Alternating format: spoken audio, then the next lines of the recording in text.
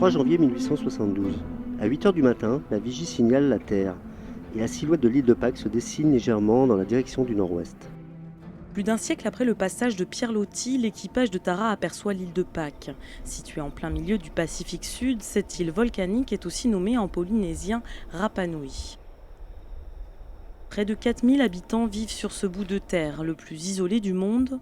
Des hommes, mais aussi des moaïs, près de 600 géants de pierre, sont disséminés sur l'île.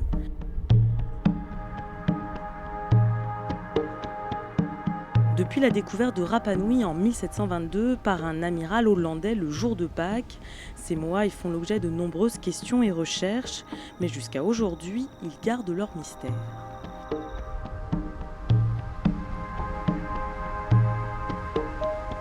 L'origine du peuple Rapa Nui a aussi longtemps suscité les débats.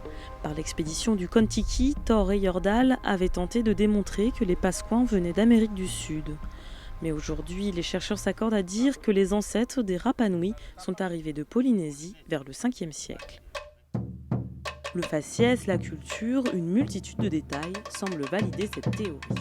La primera impresión que uno tiene cuando viene a la isla de Pascua es que está todo inundado de una cultura propia, ¿no? que es trascendentalmente polinésica. Les nouvelles générations espèrent préserver cette culture et cette langue propre à leur île.